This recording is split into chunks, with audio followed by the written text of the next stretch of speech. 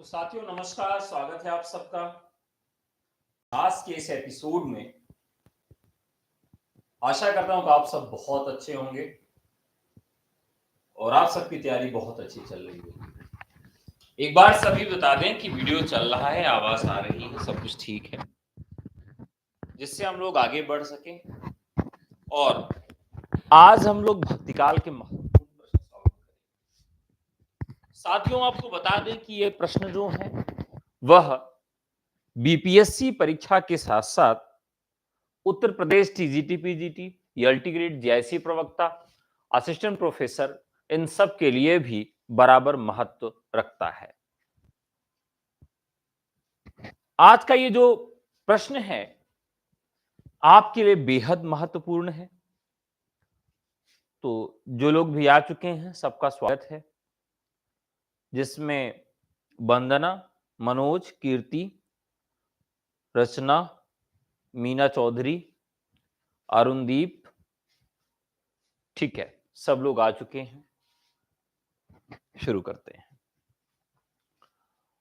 तो चलिए आज के पहले प्रश्न पर चलते हैं। पहला प्रश्न है जो कि भक्तिकाल से है और भक्तिकाल का पहला प्रश्न क्या कहता है वो आप सब देख सकते हैं। पहला प्रश्न आपके स्क्रीन पे दिखाई दे रहा है।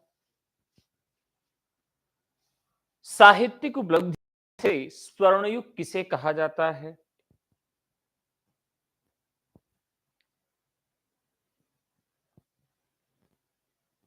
साहित्यिक उपलब्धियों की दृष्टि से स्वर्णयुग किसे कहा जाता है, ये पहला प्रश्न है। तो लोगों ने जवाब दिया है एक का आ। ठीक है, एक का आ सही है कि गलत है, इसकी जांच करते हैं। दरअसल जब हम बात करते हैं स्वर्णयुग की, तो स्वर्णयुग का मतलब क्या होता है? ऐसा काल, एक ऐसा काल जहां पर उपलब्धियां हैं। और किस दृष्टिकोण से स्वर्णयुग कहा जाता है? तो ये उपलब्धियों के दृष्टि से स्वर्णयुग कहा जाता है और इसमें अलग अलग तरह की उपलब्धियां हैं। जैसे समन्वय, इस युग में देखेंगे तो समन्वय की विराट चेष्टा है। तो समन्वय की विराट चेष्टा किसी कवि के लिए कही गई और किसने कही?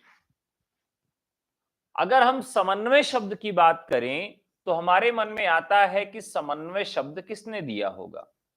क्या लगता है आपको कि समन्वय की विराट चेष्टा किस कवि के लिए, यानी तुलसीदास के लिए? तुलसीदास के लिए भक्तिकाल में एक कथन आता है समन्वय को लेकर। तो यह समन्वय की विराट चेष्टा वाला जो कथन है तुलसीदास के लिए, यह किसने दिया था? रामचंद्र शुक्ल ने दिया, नामवर ने दिया, हजारी प्रसाद द्विवेदी ने दिया, बच्चन सिंह ने दिया। तो समन्वय की चेष्टा का जो प्रश्न है, समन्वय कहने का तात्पर्य है, देखिए कीर्ति जी ने गलत कर दिया। अक्सर लोग इस प्रश्न को गलत कर देते हैं। भक्ति काल को स्वर्णयुग कहने के पीछे का एक ही कारण है कि जितनी बुराइयां हैं, जितनी कुरीतियां हैं, सबका अंत और सब पर भरसक प्रयास करना कि अब ये सब समाप्त हो। समन्वय करना, उच्च से निम्न का, मध्यम से उच्चतर का, छुआछूत, गरीबी, धर्म का, सबका समन्वय करना, यह बात यहां लागू होती है। तो राइट आंसर हो जाता है कि यह समन्वय वाली बात कौन कहते हैं? तो यह हजारी प्रसाद कहते हैं। कौन कहते हैं? हजारी प्रसाद। तो यहां राइट आंसर हो जाएगा भक्तिकाल। दूसरे प्रश्न की तरफ चलेंगे। रामचंद्रिका, कविप्रिया, रसिकप्रिया किसकी रचनाएं हैं? यह आपको बताना है। देखिए प्रश्न तो बेहद आसान है। आप बीपीएससी का पेपर देंगे, टीजीपीएससी का देंगे, तो इस तरह से कुछ प्रश्न आपके यहां बहुत आसान भी आपको मिलेंगे लेकिन हमेशा यही प्रश्न आपके लिए चुनौती खड़ी करेंगे। ठीक है, चलिए बताइए रामचंद्रिका। रामचंद्रिका जो है केशवदास की रचना है, एकदम सही बात है। एक प्रश्न यहां और बनता है। प्रश्न क्या बनता है कि केशव को कठिन काव्य का प्रेत किसने कहा है? केशव को कठिन काव्य का प्रेत किसने कहा है? देखिए प्रश्न क्या है, ये बेहद आसान है लेकिन सबसे कठिन प्रश्न है।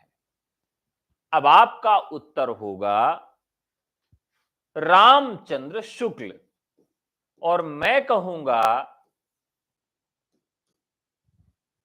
कि शुक्ल जी ने यह कथन कहा ही नहीं है। अब आज का समय मैं आपको दे रहा हूं रामचंद्र शुक्ल का हिंदी साहित्य का इतिहास, जाके खोल के पढ़िएगा भक्ति काल वाले खंड में। अगर कहीं पर भी प्रेत शब्द आप देख जाएं तो मुझे आकर बताइएगा कि रामचंद्र शुक्ल ने केशवदास को प्रेत कहा है। आप में से लगभग सभी लोगों के पास शुक्ल जी की पुस्तक होगी रामचंद्र शुक्ल की। उन्होंने इनकी कठिनाई की तरफ इशारा तो किया है लेकिन उसमें कहीं भी उन्होंने प्रेत शब्द का प्रयोग नहीं किया है। अब यह प्रेत शब्द आया कहां से? भक्तिकाल के परिप्रेक्ष्य में, केशवदास के परिप्रेक्ष्य में, क्योंकि केशवदास को रामचंद्र शुक्ल भक्तिकाल में ही रखते हैं, और भक्तिकाल में रखने का कारण यह है क्योंकि केशव जो है वो अलंकारवादी है और रीति की जो अविचल परंपरा है उसे वो रस से मानते हैं, श्रृंगार रस से मानते हैं शुक्ल जी। इसीलिए रीतिकाल की शुरुआत वो चिंतामणि से करते हैं और इन्हें भक्ति काल में ही रखते हैं। प्रश्न यह था कि कठिन काव्य का प्रेत कहने का क्या तात्पर्य हुआ, तो यह कथन हजारी प्रसाद द्विवेदी का भी नहीं है। ज्यादातर पुस्तकों में, ज्यादातर जगहों पे, हर जगह आपको यही देखने के लिए मिलेगा कि इन्हें कठिन काव्य का प्रेत किसने कहा। अगर आप अभी गूगल पे भी सर्च करेंगे तो गूगल सर्च में भी आपको यही मिलेगा कि रामचंद्र शुक्ल ने ही इनको कठिन काव्य का प्रेत कहा है। लेकिन जैसे ही आप इतिहास की पुस्तक खोलेंगे और उसमें खोजेंगे तो रामचंद्र शुक्ल कहीं नहीं मिलेगा जहां पर यह प्रेत शब्द दिया हो। अब कहां से आया ये शब्द? तो एक पुस्तक है कविता कौमुदी, किताब का नाम क्या है? कविता कौमुदी है, और इस पुस्तक में वर्णित है और उद्धरण कहां का दिया गया है? मिश्र बंधुओं के इतिहास का। यह प्रश्न थोड़ा सा अलग है, इस पर चर्चा हम लोग बाद में करेंगे। पहले चर्चा कर लेते हैं हम केशवदास की रामचंद्रिका पर। केशवदास की जो रामचंद्रिका है इसमें कितने कांड हैं बताइए? तो केशवदास ने रामचंद्रिका क्यों लिखा? क्योंकि वो तुलसीदास से मिलने गए और तुलसीदास जी ने उनको वो महत्व नहीं दिया। जैसे मान लीजिए आपके अंदर एक बात आ जाए कि आप बहुत सुंदर हैं, या आप बहुत बुद्धिमान हैं, या आप बहुत पढ़े लिखे हैं। अगर कोई भी बात आपके मन में आ जा रही है स्वयं को लेकर, तो व्यक्ति क्या करेगा? तुरंत जो है उसके मन में अपेक्षाएं आ जाएंगी कि हमें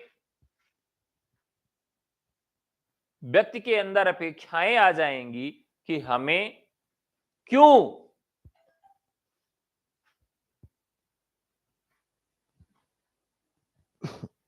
उतना सम्मान नहीं मिल रहा है।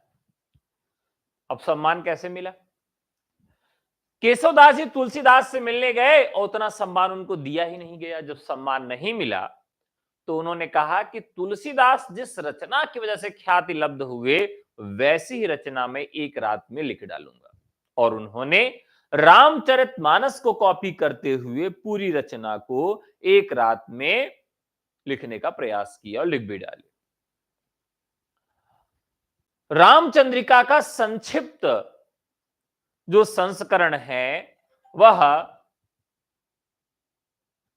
लाला भगवानी दीन ने लिखा है। किसने लिखा है? लाला भगवानी दीन ने, मतलब प्रकाशित किया है भगवानी दीन ने, संक्षिप्त रूप करके इसका। ये छपी कहां से है? तो नागरी प्रचारणी सभा वाराणसी से इसका प्रकाशन हुआ है। अब यहां प्रश्न यह उठता है कि ये क्यों इतना ज्यादा इसका विरोध हुआ या इतना ज्यादा इसे वो सम्मान नहीं मिला? क्योंकि जिस रचना को लिखने में 2 से 2.5 वर्ष लगे थे, उस रचना को यहां पर इतना कम समय में लिख दिया गया कि पूरा साहित्य का जो मर्म है वही समाप्त हो गया। अब इन पंक्तियों को देखिए तो आपको लगेगा, तह बसत है रे न दिन मूरत विंत विनाश राम भरत मिलन कुसुम विचित्र छंद में। क्या कहते हैं? तब सब सेना वही थल राखी मुनि जन लीन है संग अभिलाखी रघुपति के चरण सिर नाए और उन हंसी गही कंठ लगाए। जहां पर भरत और राम का मिलन पूरे रामचरितमानस में बहुत अलग तरह की बात लेकर आता है। हम रामचरितमानस या रामलीला में भरत मिलाप ही देखने जाते हैं, बड़ा भावुक करने होता है, और वहां एक ही 2 पद में निपटा दे रहे हैं। एक राज्य में प्रकट जहां द्वै प्रभु के सवदास और तहां बसत है रैन दनी मूरत विंत निवास। तब सब सेना वही थल राखी मुनि जन लीन सन अभिलाखी और रघुपति के चरण सिरनाए, रघुपति के चरण सिरनाए उन हंसी के गही कंठ लगाए। इतना आसानी से कह दिए कि सेना को नीचे रोक दिया, ऊपर गए, भरत ने राम के सामने अपना सिर नवाया और भरत के सिर नवाने से राम क्या हो जाते हैं? प्रसन्न हो जाते हैं और उठकर उनको अपने कंठ से लगा लेते हैं। इतनी ही बात में पूरा भरत मिलाप समाप्त कर देते हैं। मातु सब मिलबे कहाई ज्यों सुत कै सुरभि सुलवाई लक्ष्मण से उठ के रघुराई पाए न पाए परे 2 भाई मातन कंठ उठाए लगाए प्राण मानो मृत देहि निपाए आई मिली तब सिंह सभागी देवर सासुन के पगलागी। बात खत्म। तो कहने का तात्पर्य है कि केशवदास की रचना को इतना महत्व क्यों नहीं मिला? कठिन काव्य का प्रेत किसने कहा और इस रचना का मर्म क्या है? केशवदास को भक्ति काल में क्यों रखा गया? ये सारी बात जो है मैंने आपको इस प्रश्न में बताई। नेक्स्ट, ज्ञानाश्रय और प्रेम मार्गी शाखा किस भक्ति कविता से के विभाजन है? ज्ञानाश्रय और प्रेम मार्गी शाखा, ये तो बहुत आसान सा सवाल है, सभी लोग जवाब दे देंगे। चलिए फटाफट बताइए। जब हम इस प्रश्न की बात करते हैं तो भक्ति काल में एक धारा चली जिसमें ज्ञान को आधार माना गया और उसी के सम्यक एक धारा चली जिसमें प्रेम को आधार माना गया।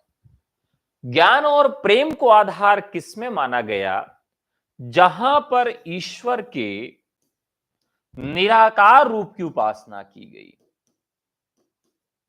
ईश्वर के निराकार रूप की उपासना जहां की गई, वहां ज्ञान और प्रेम को महत्व दिया गया। और निराकार ब्रह्म की उपासना कहां की गई? जिसे हम सूफी और संत काव्य के नाम से जानते हैं, जिसे हम निर्गुण भक्ति काव्य के नाम से जानते हैं। लीलावाद और अवतारवाद के आधार पर काव्य रचना किसने की थी? देखिए, प्रश्न आसान है, शब्दावलियां कठिन हैं, बहुत महत्वपूर्ण है। चलिए फटाफट जवाब दीजिए। लीलावाद और अवतारवाद के आधार पर। दरअसल लीला, लीला का मतलब क्या होता है कि जैसे श्री कृष्ण है, तो ये अवतार लेते हैं, अवतार लेने के बाद लीला करते हैं। ठीक है, तो लीला और अवतार दो लोगों ने किया, यानी जो वैष्णव धर्म है वो अवतारवाद को महत्व देता है, और अवतारवाद में भी विष्णु के अवतारों की चर्चा है, यानी उसमें श्री कृष्ण और राम की चर्चा है। तो जिसमें भी अवतारवाद की चर्चा की जाती है, वह निराकार ब्रह्म की उपासना नहीं करता, सगुण ब्रह्म की उपासना करता है। इस तरीके से ये सही हो जाएगा। निराकार ईश्वर के उपासक थे निर्गुण। सूफी कवियों की कविताएं किस धारा में आती हैं? प्रेमाश्रयी, जो आसान प्रश्न है उसको जल्दी जल्दी कर लेंगे। सामाजिक मर्यादा और लोक मंगल का साहित्य किसे कहा जाता है? यह आपको बताना है। सामाजिक मर्यादा और लोक मंगल का साहित्य, लोक मंगल। प्रश्न क्या है? लोक मंगल।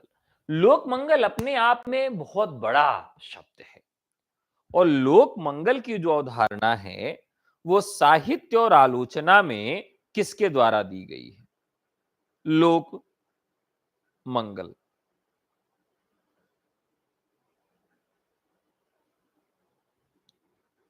लोक मंगल का मतलब है जन कल्याण और लोगों की भलाई। तो यहां पर लोक मंगल से तात्पर्य क्या है? लोगों का कल्याण और जन की भलाई की हम बात करते हैं। और यह जो आलोचनात्मक शब्दावली है, यह शुक्ल की देन है।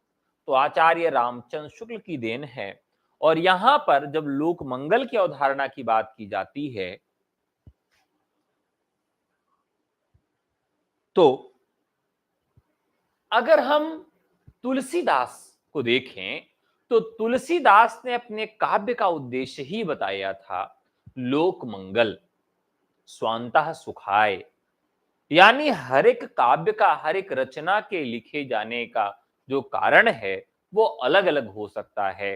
कोई चतुर धर्म फल की प्राप्ति चाहता है, कोई यश कमाना चाहता है, कोई धन कमाना चाहता है। तुलसीदास का जो उद्देश्य था वह क्या था? वह लोक मंगल था। लोक मंगल के रचनात्मक पक्ष को काव्य विषय किस काव्य ने बनाया? रचनात्मक पक्ष को लोक रंजन के, ध्यान सॉरी क्षमा करिएगा, मैं लोक मंगल पढ़ लिया था। लोक रंजन के रचनात्मक पक्ष को काव्य का विषय किसने बनाया? बेहद आसान सा प्रश्न है, लेकिन घुमावदार प्रश्न। यहां ध्यान रखना है शब्द क्या है आपके लिए, तो शब्द है लोक रंजन। बताइए, लोक रंजन का अर्थ क्या होता है?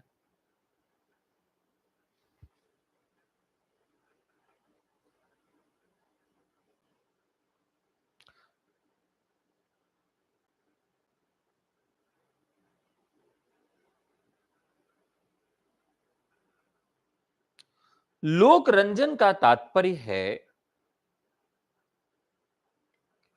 जनता के मन को प्रसन्न और तुष्ट करना, और उसके लिए विश्वास जगाना। जनता को संतुष्ट करना अपने, मान लीजिए मैंने कह दिया कि मैं अपने एक उंगली पर एक मोटरसाइकिल से उठा के नचा सकता हूं और मैं इतना बलशाली हूं, आप मुझ पर विश्वास रखिए, डरिए मत, मैं कोई भी बाधा आएगी सबका सामना कर लूंगा। लेकिन मैंने कभी यह दिखाया ही नहीं कि मैं ऐसा कर सकता हूं, यानी भक्तों को मेरे ऊपर विश्वास ही नहीं हुआ कि वास्तव में ऐसा ये कर भी सकता है। मेरे दोस्त कहते हैं यार ये झूठ बोलता है, ऐसा कुछ कर ही नहीं सकता है। तो मुझे क्या करना पड़ेगा? जनता के मन को प्रसन्न और तुष्ट करने के लिए उसका विश्वास जीतना होगा। तो जनता के मन को प्रसन्न और तुष्ट करने के लिए जब उसका विश्वास पाया जाता है, ऐसी अवस्था को लोक रंजन कहा जाता है। और लोक रंजन के लिए किसने काम किया? अधिक काम किसने किया? तो सबसे ज्यादा लोक रंजन का काम करते हैं श्री कृष्ण। यानी अपनी बल का भी प्रयोग दिखाते हैं, बुद्धि का भी, हृदय का भी। कितने लोग उनसे प्रेम करते हैं, अगाध प्रेम में डूबे हुए हैं। तो यहां पर उत्तर होगा कृष्ण काव्य। अगले प्रश्न पर चलते हैं।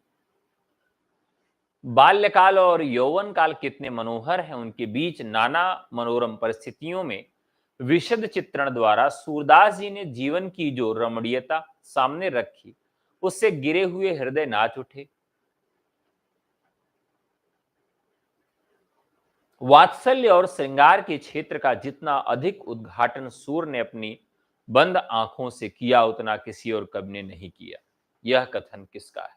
वैसे ये कथन आप लोग बार बार पढ़ चुके होंगे। देखिए, अगर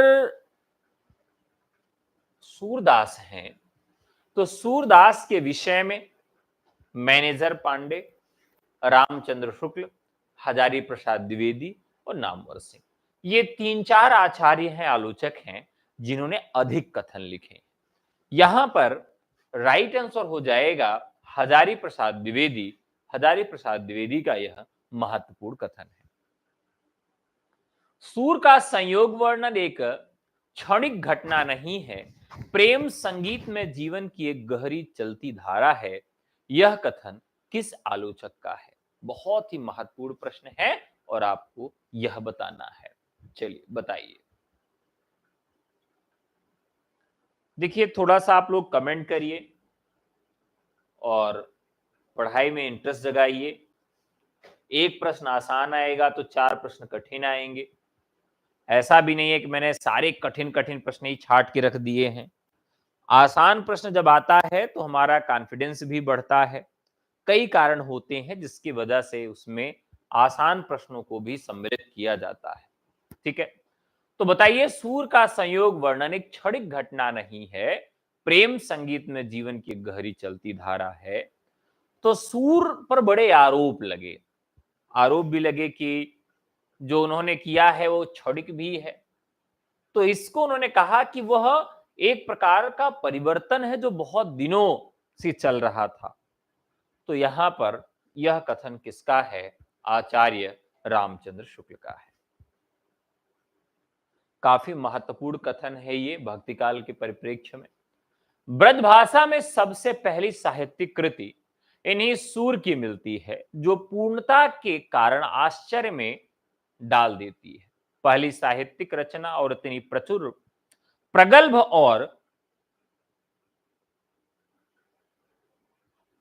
काव्यांगपूर्ण की अगले कवियों के श्रृंगार और वात्सल्य की उक्तियां उनकी जूठी पड़ती हैं।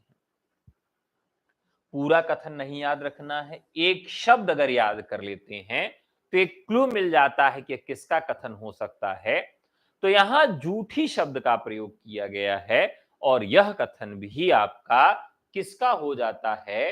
तो रामचंद्र शुक्ल का कथन यह हो जाता है।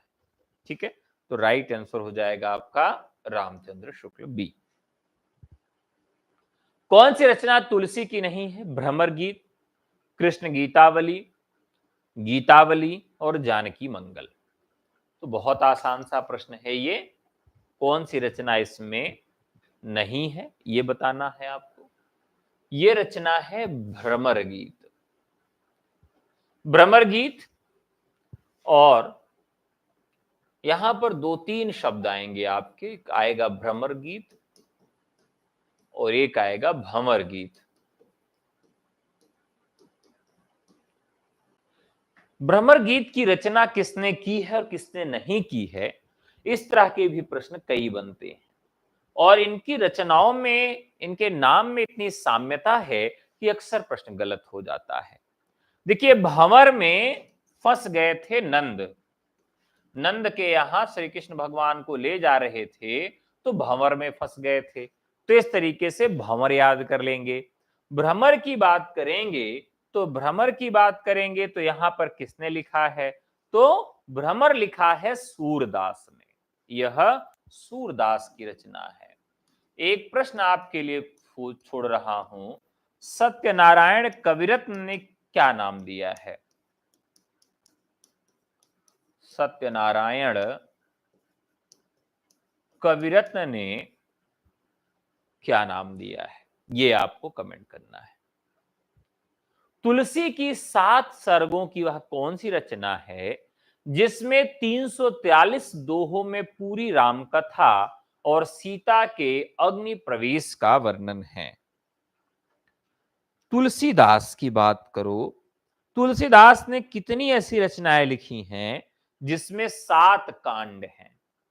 मुझे याद आ रहा है कि किसी परीक्षा में साथियों ये प्रश्न पूछा गया था कि तुलसीदास की कितनी रचनाओं में 7 कांड हैं। तो फटाफट कमेंट करके आप मुझे जवाब देंगे जल्दी से।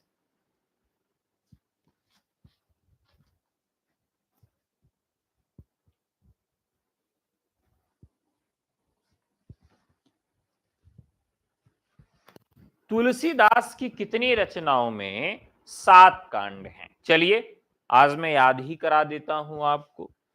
एक तो आप जानते ही हैं, रामचरित मानस। कितने कांड हैं साथियों इसमें? तो इसमें 7 कांड हैं। गीतावली,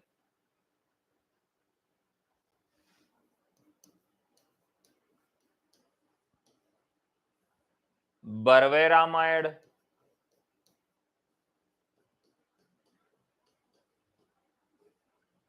बरवे रामायण में भी 7 कांड हैं, और कवितावली,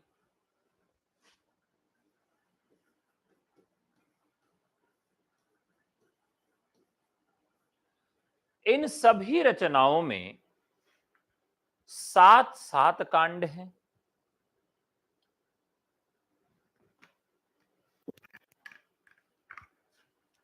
एक प्रश्न यहां और जुड़ता है, स्वयंभू ने भी एक रचना लिखी है राम कथा पर आधारित। स्वयंभू ने भी एक रचना लिखी है पौमचर्यु। पौमचर्यु में कितने सर्ग हैं? राम कथा में कितने सर्ग उन्होंने लिखे हैं, यह बताना है आपको, जो कि राम कथा संबंधित है, बहुत महत्वपूर्ण है। तो रामचरितमानस, गीतावली, कवितावली और बरवे रामायण कैसे याद रहेगा, हम याद कराएंगे। तो इसका ट्रिक हो जाएगा, तो क्या हुआ, कविता ने राम का गीत बरवे में सुनाया।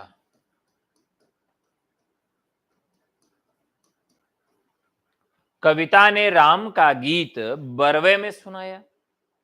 ये आपकी ट्रिक हो गई कि कविता ने राम का गीत बरवे में सुनाया। इसमें सभी रचनाएं आ गईं जो कि तुलसीदास के द्वारा रचित 7 कांडों की। यहां प्रश्नगत जो है राइट आंसर हो जाएगा रामचरितमानस। तुलसी के जीवन और युग को समझाने वाली कवित्व सवैया शैली में वर्णित राम कथात्मक कृति का नाम बताइए। तुलसी के जीवन और कृत यहां बात की गई है। देखिए, रामचरितमानस में तुलसीदास ने अपने आप को नहीं रखा है। अब फिर से हम वही बात करेंगे, 4 रचनाओं में एक रचना है जिसका नाम है कवितावली। कवितावली जो रचना है, इसी रचना में यह बातें आपको देखने के लिए मिलेंगी। ये मुक्तक में लिखा गया है, ब्रज भाषा में है, कवित्व और छप्पे का प्रयोग किया गया है और इसमें कुल 7 कांड हैं। कवितावली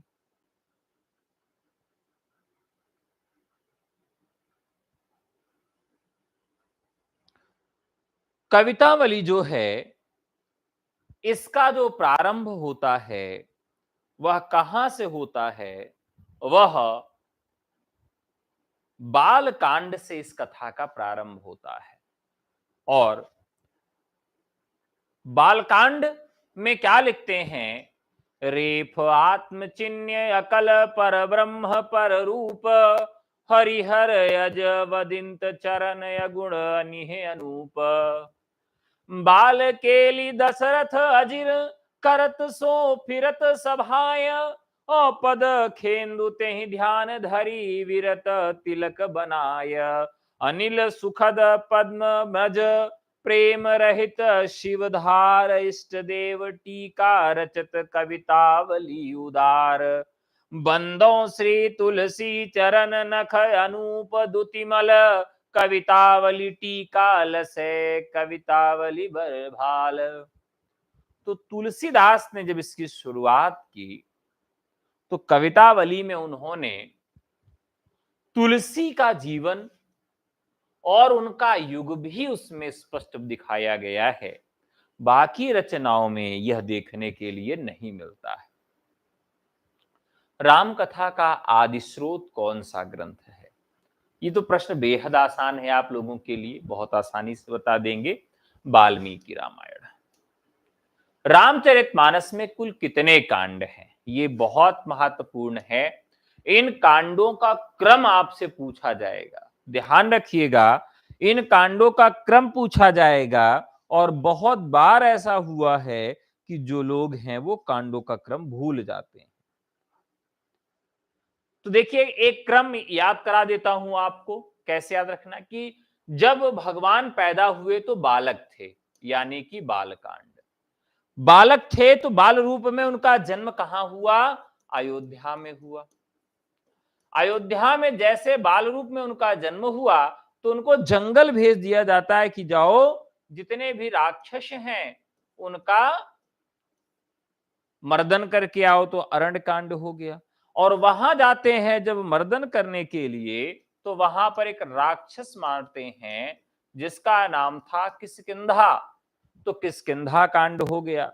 और जब वो किष्किंधा को मार देते हैं तो लोग ताली बजाने लगते हैं, कहे बहुत सुंदर बहुत सुंदर। तब हो गया सुंदर कांड। ठीक है, बहुत सारे लोगों को याद होगा और बहुत सारे लोगों को नहीं याद होगा, लेकिन क्या होता है कि इसका क्रम पूछा जाता है। जब सुंदर कांड हो गया, बहुत सुंदर लोग करने लगे, तब फिर बड़ी लड़ाई पे वो चले गए जिसका नाम होता है लंका कांड। और लंका में क्या करते हैं? विजय प्राप्त करते हैं। और जब लंका में विजय प्राप्त करते हैं तो उनके घर वाले कहते कि यार इतनी लड़ाई करने की क्या जरूरत थी? तो वो पूरी बात उत्तर में बताते हैं, सभी चीजों का वो उत्तर देते हैं, जिसमें सीता परित्याग का उत्तर होता है, धोबी के सवालों का उत्तर होता है, इस तरह से। तो इस तरह से कथा नहीं है। इसको याद करने का एक ट्रिक है कि आपको अगर भूल जाए तो इस तरह से आप याद कर सकते हैं कि राम भगवान का सबसे पहले बाल रूप में जन्म हुआ। कहां जन्म हुआ? अयोध्या में। अयोध्या में जन्म लिए, फिर कहां गए? जंगल चले गए, अरण्य। वहां क्या किए? किष्किंधा का वध किए। किष्किंधा का जब वध करके लौटे तो लोग ताली बजाने लगे, कहे बहुत अच्छा। और जब वहां से लौटे सुंदरकांड करके, तब फिर सबसे बड़ी वाली लड़ाई में गए, लंका, लंका कांड किए और फिर लोगों के सवालों का जवाब दिए। इस प्रकार से उत्तरकांड हो गया। साहित्य लहरी के रचनाकार कौन हैं? बहुत आसान सा प्रश्न है। लेकिन इसके विषय में जानकारी आप सबको पूरी होनी चाहिए कि साहित्य लहरी में क्या-क्या चीजें महत्वपूर्ण हैं।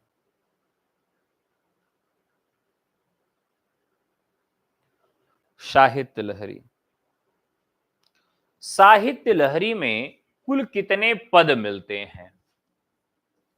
तो 118 की एक लघु रचना है साहित्य लहरी। रचना किसकी है? सुंदरदास की है। ठीक है। और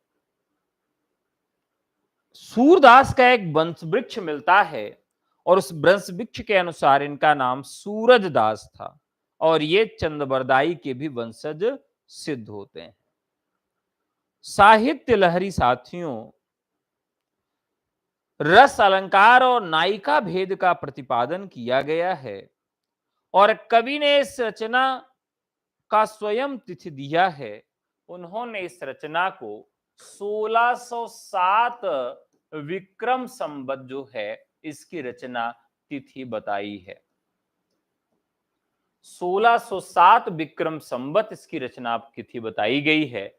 118 पद मिलते हैं और श्रृंगार कोट की एक रचना है साहित्य लहरी। और इसी रचना में इनका वंश वृक्ष मिलता है। कई बार पूछा गया है कि सूरदास का वंश वृक्ष किस रचना में मिलता है, यानी इनके जीवन के विषय में जो साक्ष्य मिलते हैं वह साहित्य लहरी में मिलते हैं। और इस रचना के अनुसार ये किसके वंशज माने जाते हैं? तो ये कवि चंद बरदाई के वंशज माने जाते हैं। तो किसके वंशज माने जाते हैं? तो ये चंद-बरदाई के वंशज माने जाते हैं। 118 इसमें लघु पदों की रचना की गई है और इसमें नायिका भेद भी देखने के लिए मिलेगा, रस अलंकारों का भी वर्णन देखने के लिए मिलेगा। कुल मिलाकर यह किस तरह की रचना है? तो यह श्रृंगारिक रचना है। अब इसका उत्तर हो जाएगा सूरदास। मीराबाई की भक्ति किस भाव से प्रेरित है? देखिए यहां पर भक्ति काल में सबकी भक्ति भाव आपको मालूम होनी चाहिए। तो देखिए उन्होंने तो सीधे सीधे लीला भाव की बात की, पुष्टिमार की बात की या दास्य भाव की बात की। किसने किस प्रकार की भक्ति दिखाई है ये आपको बताना है। तो बताइए। चलिए, तो इसका उत्तर आसान है, कमेंट बॉक्स में दीजिएगा। विनय पत्रिका की भाषा क्या है? देखिए ये प्रश्न भी काफी महत्वपूर्ण है। जितना प्रश्न आसान उतना कठिन। आसान प्रश्न ही आपसे गलत होता है। तो आपको याद करा देते हैं आज कौन कौन सी रचनाएं जो हैं वो ब्रज भाषा में है। ठीक है, चलिए याद कराते हैं।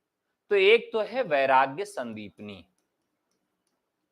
वैराग्य संदीपनी जो रचना है यह साथियों आपकी ब्रज भाषा में है। इसके बाद गीतावली और कृष्ण गीतावली। कृष्ण गीतावली और गीतावली, विनय पत्रिका। तो आज ब्रज भाषा की रचनाओं को हम याद कर लेंगे। विनय पत्रिका भी ब्रज भाषा में, दोहावली और कवितावली। दोहावली और कवितावली।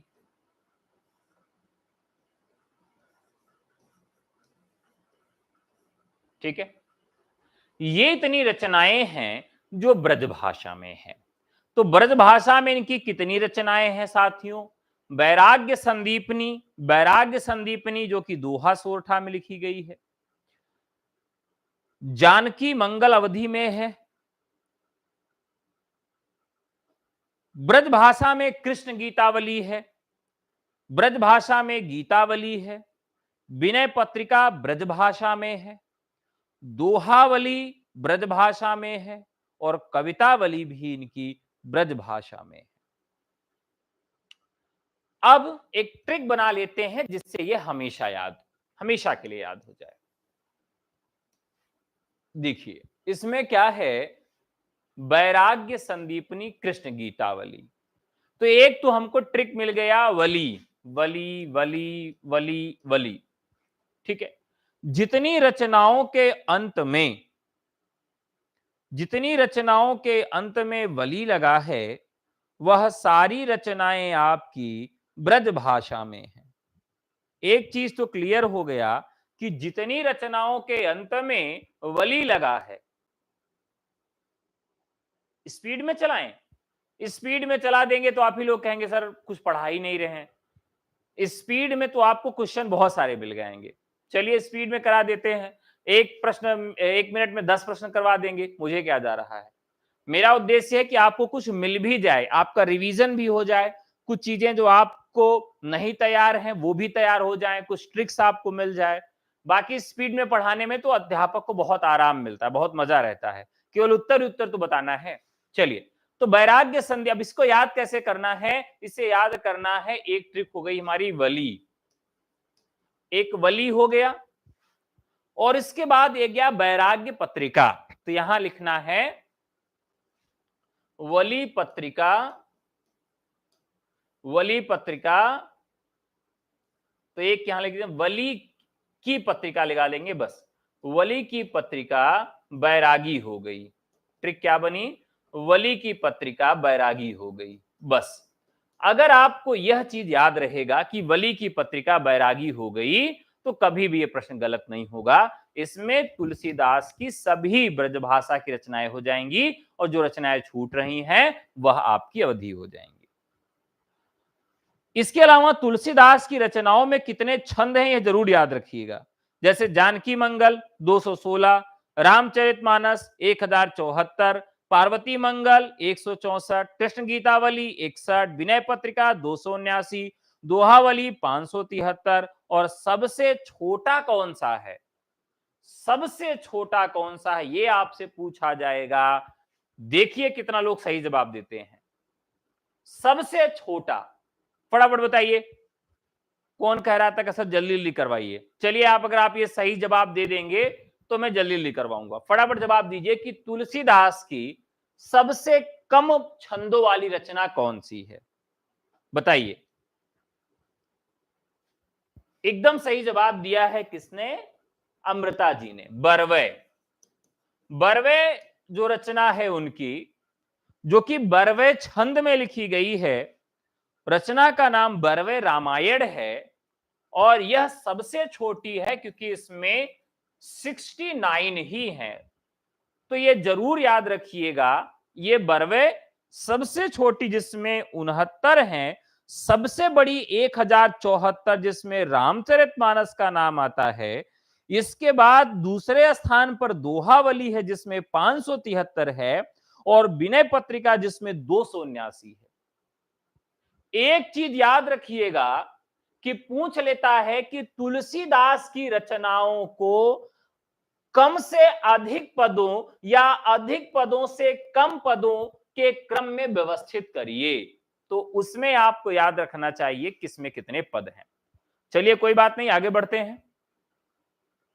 तो ये आप जानते हैं कि धार्मिक उदारता और सांस्कृतिक सहिष्णुता के लिए प्रसिद्ध सूफी कवियों ने पुरुष को आत्मा का प्रतीक माना, तो परमात्मा का प्रतीक किसे माना है। तो स्वाभाविक है ये संत काव्य परंपरा के एकदम उलट है और इसे प्रियतमा माना। सूफियों के यहां इश्क मजाजी लौकिक प्रेम है जो स्त्री पुरुष करते हैं। ईश्वर और जीव के मध्य होने वाले अलौकिक प्रेम को सूफी क्या कहते हैं, अब बताओ भैया। देखिए सूफीज में एक ऐसा पार्ट है जो आप बार बार पढ़ते हैं और भूल जाता है, बार बार पढ़ते हैं और भूल जाता है। तो ये काफी महत्वपूर्ण है। यहां पर बात की गई है इश्क मिजाजी की और इश्क हकीकी की। तो स्वाभाविक है कि जब हम हकीकत की बात करते हैं, जब हम हकीकत की बात करते हैं तो उसे क्या कहा जाता है, उसे इश्क की हकीकी कहा जाता है। ठीक है, तो यहां पर इसका हकीकी की बात की गई है। और यह जो धारा है, इस धारा का जो विकास होता है वह किस संप्रदाय से होता है भारत में? तो भारत में चिश्ती संप्रदाय से होता है। किस संप्रदाय से होता है? तो चिश्ती संप्रदाय से होता है। और ये इस्लाम की दो धाराएं बनी, शरा और बेसरा। इस्लाम की किस शाखा से सूफी का जन्म होता है, यह भी प्रश्न आपसे पूछा जा सकता है। तो इस्लाम की दो धाराएं बनी, एक शरा बनी और दूसरी धारा बनी बेशरा। और बेशरा जो धारा है, इसी का ही नाम क्या रखा गया? सूफी रखा गया।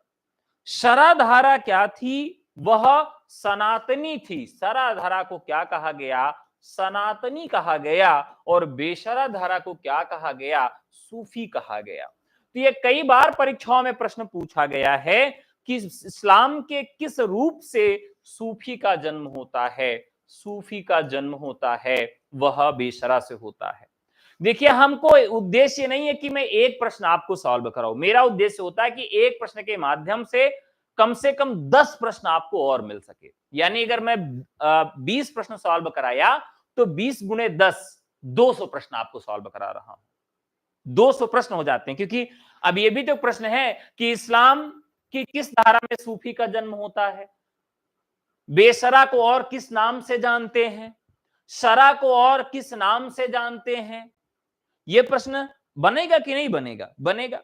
और भारत में कौन सा जो संप्रदाय है जिससे सूफी का जन्म होता है? तो मैंने अभी बताया चिश्ती संप्रदाय। यह भी प्रश्न बनेगा। चिश्ती संप्रदाय भारत में कब आता है? 12वीं शताब्दी में आता है। ये सारे छोटे छोटे प्रश्न ही तो हैं। अब यही है कि इस प्रश्न को यहां ऐसे टाइप करवा देते तो आप उसको प्रश्न मानते, टाइप नहीं करवाया गया तो आप उसको प्रश्न नहीं मान रहे। सूफियों का रहस्यवाद और अद्वैतवादी, भैया क्लास पे है। सूफियों का रहस्यवाद अद्वैतवादी भावना पर आश्रित है। रहस्यवादी भक्त परमात्मा को अपने प्रिय के रूप में देखता है और उससे मिलने के लिए व्याकुल रहता है। यह किसका कथन है? फटाफट बताइए। पीतांबर दत्त बड़थवाल, हजारी प्रसाद द्विवेदी, रामचंद्र शुक्ल, रामविलास शर्मा। फटाफट बताइए। तो ये तो एकदम आसान सा प्रश्न है, हजारी प्रसाद द्विवेदी का कथन है। ठीक है, चलिए नेक्स्ट। परमात्मा आत्मा के द्वैत से इनकार करने वाला सिद्धांत किसका है? चलिए फटाफट बताइए, इसको जल्दी जल्दी निपटा देंगे। जो प्रश्न बहुत ज्यादा डिस्क्राइब करने की जरूरत नहीं है उसको हम जल्दी करेंगे। 23 नंबर का प्रश्न है, आप सबको जवाब देना है। देखिए, एक स्थिति आई भारत में, आपको शायद स्पष्ट हो कि पूरब, पश्चिम और उत्तर और दक्षिण में, पूरब में भारत में धार्मिक दृष्टि से किसका प्रचार था? बताओ अब, फटाफट आप लोग बताओ। पूरब में कौन था, पश्चिम में कौन था, उत्तर में कौन था, दक्षिण में कौन था? जल्दी बताओ। तो पूरब में साथियों वर्चस्व किसका था? तो था ये सिद्धों का। और ये सिद्ध, कापालिक सिद्ध जो थे, इनका बड़ा वर्चस्व था। भारत के पश्चिम में नाथों का वर्चस्व हो गया था, नाथ हावी हो गए थे। उत्तर की बात करें तो उत्तर में साथियों किसका प्रभाव था? इस्लाम का प्रभाव था।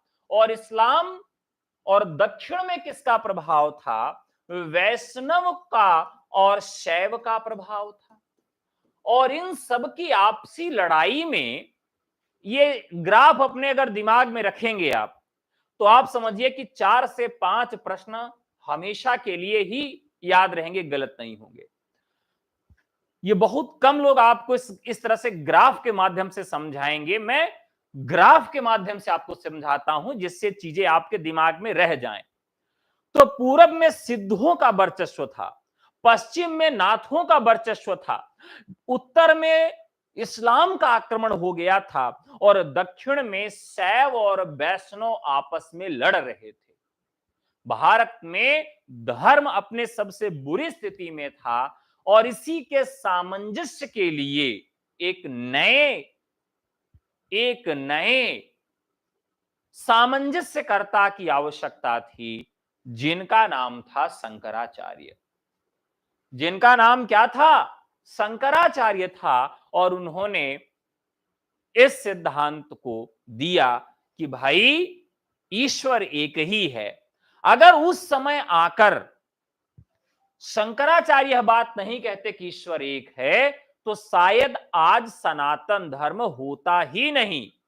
आज सनातन धर्म नहीं होता अगर शंकराचार्य उस समय आकर यह बात नहीं कहते, तो हम लोग आपस में ही कट मर गए होते। नेक्स्ट क्वेश्चन, जीव और ईश्वर तथा प्रत्येक जीव में भिन्नता बनाने वाला द्वैतवादी सिद्धांत किसका है? चलिए, द्वैतवादी सिद्धांत किसका है? तो देखिए, हमेशा हम द्वैत में जीते हैं। क्या जीते हैं कि ईश्वर को क्या चढ़ाएं, आचार्य को क्या पसंद होगा, ईश्वर को क्या पसंद होगा, एक ट्रिक है, भूल जाते हैं। तो आचार्य को क्या चढ़ाएं? पहले हम लोग आचार्य को क्या ले जाते थे? हम अपने गुरुजी को, हमारे गुरु ए अमृतवा, वो माठा ले आए, तो अवधि बेल्ट में पढ़ते थे तो मट्ठा या छाछ मंगा लेते थे, कभी कभी दही मंगा लेते थे। तो घर से मम्मी से कहते थे तो मम्मी देती थी दही और मट्ठा लेके, गुरुजी की बढ़िया चीनी घोल के पिला देते थे। कभी कभी खोआ लेके जाते थे। अब यहां क्या है, आचार्य जी क्या मना रहे हैं? आचार्य जी मधु मंगा रहे हैं। क्या मंगा रहे हैं? आचार्य जी मधु मंगा रहे हैं। और मन में द्वैतवाद है कि यार ले जाएं कि न ले जाएं। बस यही हमारी ट्रिक हो गई, मध्वाचार्य द्वैतवादी सिद्धांत। अगला प्रश्न है, माया रहित शुद्ध ब्रह्मा को जगत का कारण बताने वाला शुद्धाद्वैतवाद सिद्धांत किसका है? देखिए, यहां से एक दो प्रश्न समझिए पूछा ही जाएगा आपके यहां। जितने भी सिद्धांत हैं, सिद्धांत आप रट के जाइएगा साथियों, सिद्धांत से प्रश्न रहेगा ही रहेगा, कुछ भी हो जाए। देखिए, अगर कभी भी शुद्ध की बात आ जाए, देखिए ये सिद्धांत है आसान लेकिन भूल जाते हैं। तो जब भी शुद्ध की बात आ जाए, तो आप लोग क्रिकेट की कमेंट्री सुने होंगे। तो क्रिकेट की कमेंट्री में क्या होता है? कहते लगा, ये लगा चौका, शुद्ध चौका ना। तो उसमें कहते हैं एक चौनप्रास, शुद्ध चौनप्रास वाला ये लगा सिक्सर। तो चौका और छक्का जब भी लगता था तो क्या कहते थे? शुद्ध चौनप्रास। तो बस हमारा यही ट्रिक हो गया कि बल्लभाचार्य को हम किस रूप में याद करते हैं? बल्लाचार्य। बल्ला कहते नहीं, बैट और बल्ला कहते, बल्ला खेलने चलोगे। तो एक जैसे हम बैट भी कहते हैं, बैट बल्ला भी कहते हैं। हम लोग बचपन में थे तो कहते थे बैट बल्ला खेलने चलोगे। तो बल्ला से बल्ला बल्लभाचार्य हो गया। बल्ला खेलने चलोगे तो बल्ला जब खेलोगे तो शुद्ध 60 निकलेगा, चौका और छक्का। बस यही ट्रिक हो गई हमारी। ईश्वर के ऐश्वर्य रूप का गायन करने वाली वैधि भक्ति को किस कवि ने अपनाया है? चलिए, कई प्रकार की भक्तियां भी हैं। इन भक्तियों से संबंधित प्रश्न आपके यहां पूछा जाएगा। तुलसीदास की जो भक्ति है वह थोड़ा सा समझने वाली है कि तुलसीदास की भक्ति किस प्रकार की है। बताइए।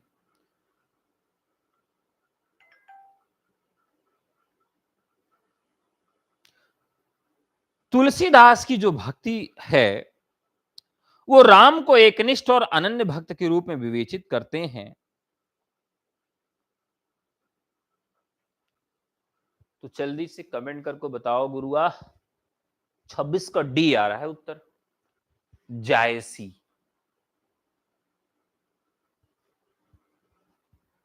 सी।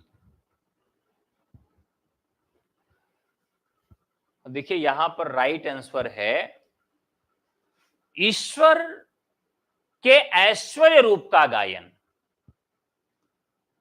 आप रामचरितमानस पढ़िए तो रामचरितमानस में आपको लगेगा कि हर जगह ईश्वर का गायन किया गया है, उनकी शक्तियों का बखान किया गया है, उनके शील, सौंदर्य, मर्यादा, साहस, इन सब का भी किया गया है। तो यहां राइट आंसर हो जाएगा तुलसीदास। बाकी इन सब की भक्तियां भी आप देख लीजिएगा।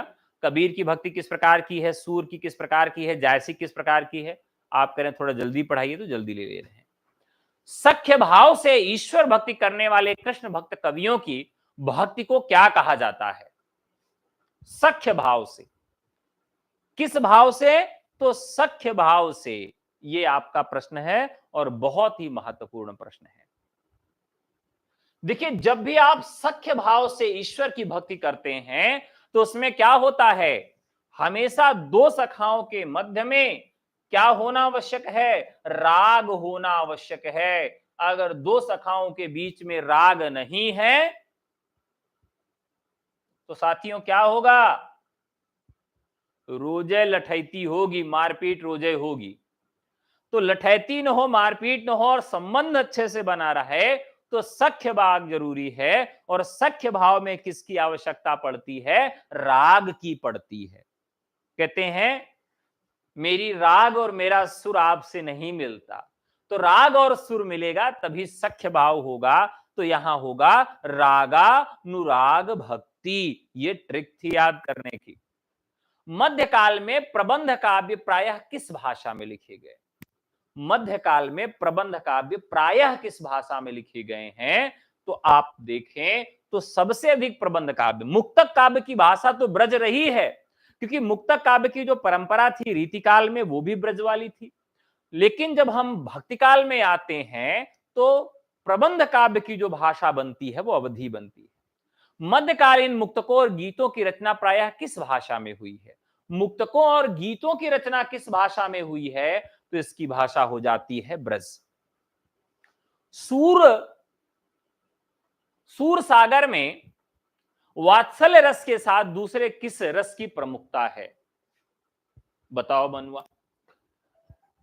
तो वात्सल्य के साथ यहां पर ध्यान देना है कि श्रृंगार की भी प्रमुखता है। इसीलिए तो सूरदास बड़े महान कवि हो जाते हैं कि जब भगवान छोटे हैं तो वात्सल्य रस, और वही भगवान जब बड़े हो जाते हैं तो उसमें श्रृंगार रस की भी धारा वो बहाने लगते हैं। इस तरीके से श्रृंगार रस हो जाएगा। निर्गुण भक्ति काव्य की ज्ञानाश्रयी शाखा का पहला संत कवि कौन है? बहुत ही प्यारा सा प्रश्न है। देखिए, निर्गुण भक्ति काव्य की ज्ञानाश्रयी शाखा का, ज्ञानाश्रयी क्या नहीं मतलब संत काव्य धारा में सबसे पहला कवि कौन है? अगर ऑप्शन में नामदेव नहीं होते, क्योंकि दक्षिण भारत के हैं और पहले कवि के रूप में आते, ऑप्शन में अगर नामदेव नहीं होते तो दूसरे स्थान पर रैदास होते। कई बार इनका क्रम लगाने के लिए पूछ लिया जाता है, तो सबसे पहले नामदेव आएंगे, फिर रैदास आएंगे और फिर कबीरदास आएंगे। ये आप जरूर याद रखिएगा। ब्रह्मचर्यों कुरीतियों का विरोध करने वाले निर्गुण संत कवि रैदास, कबीर, धन्ना, पीपा किसके शिष्य थे? देखिए, ये बहुत महत्वपूर्ण प्रश्न है। यहां आपको याद रखना है कि रामानंद के जो भी शिष्य हैं वो आपको याद होने चाहिए, क्योंकि ये प्रश्न आपसे पूछे जाएंगे कि रामानंद के शिष्य कौन कौन थे।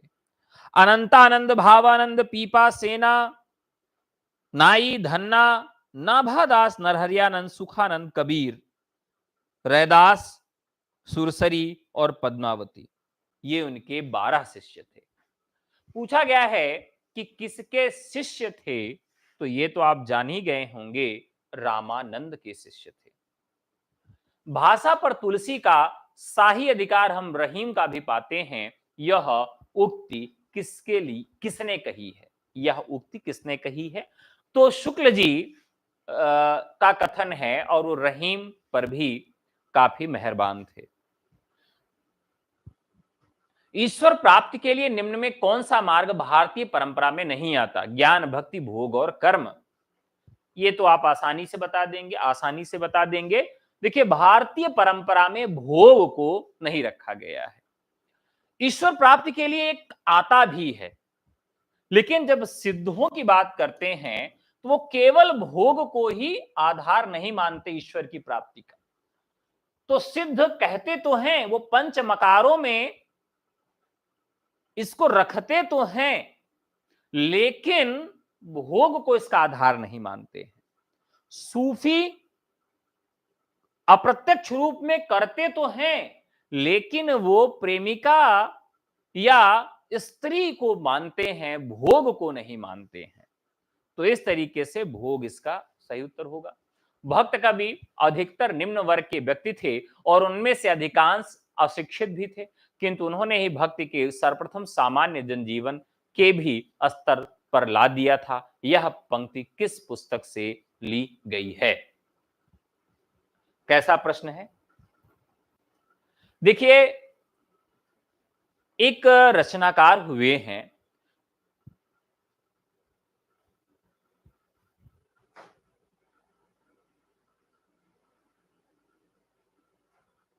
वो है परशुराम चतुर्वेदी। परशुराम चतुर्वेदी की ये पुस्तक है और राइट आंसर हो जाता है भारतीय साहित्य में भक्ति धारा।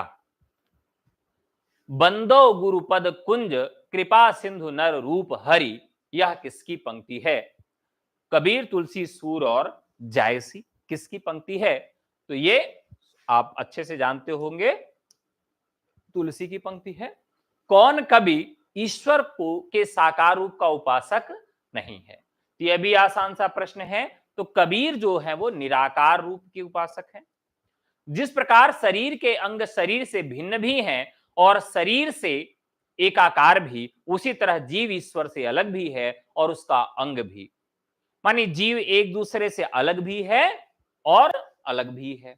यहां आपको बताना है कि यह सिद्धांतकार कौन है, रामानुजा, मध्वाचार्य, वल्लभाचार्य या रामानंद। मैं इसका नाम तो बताऊंगा, लेकिन कमेंट करके आपको यह बताना है कि इनका सिद्धांत कौन सा है। रामानुज इसका राइट आंसर है, लेकिन रामानुज के सिद्धांत का नाम क्या है? रामानुज के सिद्धांत का नाम क्या है? जल्दी से कमेंट करके आप सब बता दें। प्रश्न संख्या 40, तुलसीदास का स्वप्न श्रमिक जनता के लिए धरोहर है, जिससे प्रेरित होकर वह समाजवाद के लिए मंजिल दर मंजिल बढ़ती जाएगी। तुलसी का मानव प्रेम उनकी कविता का स्रोत है। यह पंक्तियां किस पुस्तक से उद्धृत हैं?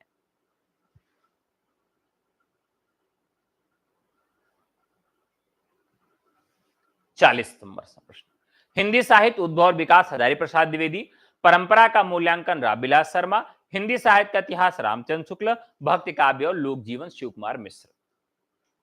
तुलसीदास का स्वप्न श्रमिक जनता के लिए धरोहर है, जिससे प्रेरित होकर वह समाजवाद के लिए मंजिल दर मंजिल बढ़ती जाएगी। तुलसी का मानव प्रेम उनकी कविता का स्रोत है। यह पंक्तियां किस पुस्तक से उद्धृत हैं?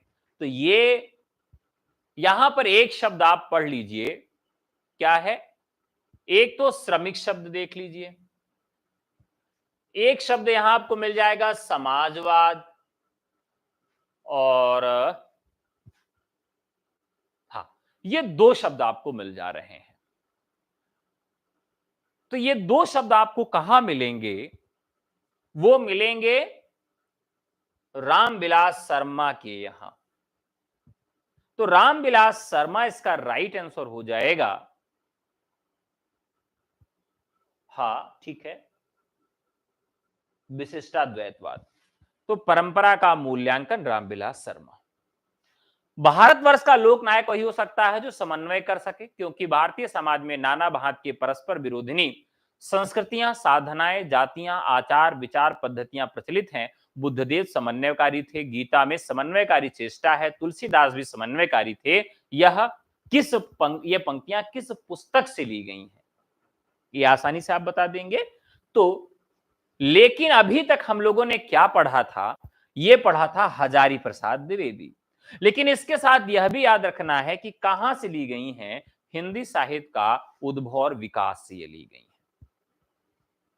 42 नंबर का प्रश्न है, चंद के छप्पे कबीर के दोहे, सूरदास के पद, जायसी की दोहा, चौपाइयां रीतिकारों के सवैया, कवित्त रहीम के बरवे, गांव वालों के सोहर आदि जितने भी प्रकार की छंद पद्धतियां उन दिनों लोक में प्रसिद्ध थी, सबको उन्होंने तुलसी ने अपनी असाधारण प्रतिभा के बल पर अपने रंग को रंग दिया, अपने रंग में रंग दिया। यह कथन किसका है? बहुत प्यारा सा महत्वपूर्ण प्रश्न है। तो प्रश्न किसका है साथियों? तो यह प्रश्न है शिव कुमार मिश्र का भक्ति काल पर इनका बहुत प्यारा सा ग्रंथ है। अभी शायद हम लोगों ने इनके ग्रंथ की भी चर्चा किया था। भक्ति काव्य और लोक जीवन शिव कुमार मिश्र का भी है। तो यहां पर शिव कुमार मिश्र ने कहा है कि जितनी भी चीजें थी सबको इन्होंने एक में पिरो दिया है। रहीम का जन्म गुरुवार 17 दिसंबर सन 1556 को कहां हुआ था? भक्ति काल के कवियों के जन्म और उनके माता पिता का नाम भी परीक्षा में पूछा जाता है। 43 नंबर का प्रश्न है और राइट आंसर हो जाएगा, ये भारत में पैदा नहीं हुए थे। उस समय तो भारत था लेकिन आज लाहौर पाकिस्तान है। निम्न में कौन सी रचना रहीम की नहीं है? निम्न में कौन सी रचना रहीम की नहीं है, यह आपको बताना है। तो यहां पर आप जानते हैं कि गीतावली है। गीतावली किसकी रचना है? तुलसीदास की है। किस भाषा में लिखी गई है? ब्रज भाषा में लिखी गई है। ठीक है, आगे बढ़ते हैं। निम्न में कौन से दो कवि वल्लभाचार्य के अष्टछाप के कवि नहीं हैं? दो कवि बताना है, तो ये तुलसीदास नहीं है और कौन नहीं है? देखिए यहां पर एक ट्रिक है। कुशूर परम कृष्ण का है कि वो नंद की छत पर गाय चराने गए। तो यहां पर जो पहला शब्द है कुशूर परम कृष्ण, ये जो ट्रिक है, कु से कुंभन दास, सु से सूरदास, परम से परमानंद दास, कृष्ण से कृष्णदास, ये सुरु के जो शिष्य हैं ये वल्लभाचार्य के हैं। ठीक है, तो यहां पर कुसूर परम कृष्ण का है कि वो नंद की छत पर गाय चराने गए और ये ट्रिक हो जाता है हमारा किसका? अष्टछाप के कवियों को। तो तुलसी, अब यहां प्रश्न आया है तुलसीदास और कबीरदास, ये हमारा राइट हो जाएगा। अगला प्रश्न है, निम्न में कौन सा कवि राम भक्त कवि नहीं है? देखिए सबसे खतरनाक वाला प्रश्न है, बहुत बार बच्चों ने प्रश्न गलत किया है। ये कारण यही है कि इसमें कौन सा कवि राम भक्त कवि नहीं है। अग्रदास को हम लोग सोच लेते हैं कि दास लगा हुआ है, तो ये कवि सूरदास के समकक्ष यानी कृष्ण का के होंगे, लेकिन ऐसा बिल्कुल नहीं है। ठीक है, तो यहां बताना है कि राम भक्त कवि कौन सा नहीं है, तो सूरदास नहीं है। अग्रदास किसके अंतर्गत आएंगे? वो इसी के अंतर्गत आएंगे। चलिए आगे बढ़ा जाए। प्रसिद्ध दार्शनिक रामानुज निम्बार्क मध्वाचार्य वल्लभ आदि ने भक्ति की सैद्धांतिकी निर्मित की, तो भक्ति का सर्वप्रथम प्रणयन दक्षिण के किन संतों ने किया? ये आपको बताना है। बेहद महत्वपूर्ण प्रश्न है। देखिए यहां पर हम बात करते हैं साथियों दक्षिण भारत की। दक्षिण भारत में दो तरह के संत उस समय प्रचलित थे। एक प्रकार के संत थे जिन्हें हम आलवार कहते थे। आलवार कहते थे, ये तमिल कवि संत थे जो दक्षिण भारत राज्य के तमिलनाडु में फूले फले थे और ये भगवान विष्णु के अवतार भगवान कृष्ण की पूजा करते थे और कभी कभी अपना पूरा जीवन इन सभी देवताओं की पूजा में ही ये समर्पित कर देते थे। तो जो आलवार थे ये क्या होते थे? वैष्णव थे। वैष्णव के रूपों की पूजा करते थे और तमिल में ये फूले फले हैं। तो राइट आंसर हो जाएगा आलवार। आलवार भक्तों की संख्या कितनी थी ये आपको कमेंट करके बताना है और इस तरह का भी प्रश्न आपसे पूछा जाता है तो आलवार भक्तों की संख्या बतानी है। अगला प्रश्न है साथियों, हिंदी साहित्य के प्रारंभिक काल को आचार्य शुक्ल ने क्या कहा है? वीरगाथा काल कहा है। भक्ति काल का सर्वश्रेष्ठ कृष्ण भक्त है। भक्ति काल का सर्वश्रेष्ठ कृष्ण भक्त है, तो ये तो आप जानते ही हैं सूरदास हैं, कोई कंफ्यूजन नहीं। रहस्यवाद जीवात्मा की अंतर्हित प्रवृत्ति का प्रकाशन है जिसमें वह दिव्य और अलौकिक शक्ति से अपना शांत और निश्चल संबंध जोड़ना चाहती है। यह पंक्तियां किस पुस्तक से ली गई हैं? 51 नंबर का प्रश्न है, 51 नंबर का क्वेश्चन है। तो ये लिया गया है कबीर का रहस्यवाद और कथन किसका है? राम कुमार वर्मा, यहां होना चाहिए शर्मा लिख गया है। राम कुमार वर्मा का यह कथन है और बहुत ही महत्वपूर्ण कथन है।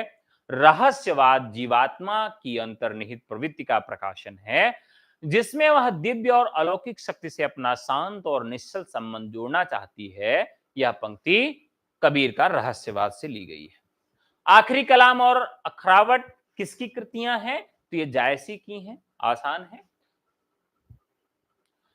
मसनवी शैली में रचित पद्मावत में कितने सर्ग हैं? वाह गुरु वाह, बताना ये प्रश्न कैसा है, मजेदार है कि नहीं है? एकदम तगड़ा वाला मोटा वाला प्रश्न है। बताइए कितने पद ऐसे हैं जो मसनवी शैली में रचित हैं? पदों की संख्या बतानी है। तो मसनवी शैली में 58 पद हैं। कितने पद हैं? 58 पद हैं। याद कर लेना, ये पूछा जाएगा। जायसी सच्चे अर्थों में लोक जीवन के गायक हैं। उनकी कथा भी लोकमानस में परंपरा से व्याप्त कथा है, जिसे उन्होंने बड़ी तन्मयता तथा बड़ी मस्ती के साथ कहा है। उनकी भाषा, उनकी कल्पना, उनकी अभिव्यक्ति शैली, इन सबका लोक जीवन से गहरा संबंध है। यह पंक्तियां किस पुस्तक से उद्धृत हैं? जायसी की पुस्तक शाही परंपरा का मूल्यांकन रामविलास शर्मा, कबीर की पुस्तक द्विवेदी भक्तिकाल और लोक जीवन शिव कुमार मिश्र। ये आपको बताना है। फिर मैं आपसे कहूंगा कि भक्तिकाल पर सबसे अच्छी किताब है भक्तिकाल और लोक जीवन, जो कि शिव कुमार मिश्र की है। राजा और सुल्तान अपने दरबारों में प्रकांड पंडितों और कवियों को पाकर स्वयं को गौरवान्वित अनुभव करते थे, किंतु साहित्यिक उत्कर्ष का मूल केंद्र वहां न होकर जनसाधारण थे। यह कथन किस प्रगतिशील कवि का है? प्रगतिशील कह दिया है, तीसरे थोड़ा सा आसान हो जाता है हमारे लिए प्रश्न को करना। प्रगतिशील कवि इसमें कौन थे? सभी थे, लेकिन मुक्तिबोध यहां पर राइट आंसर हो जाएगा।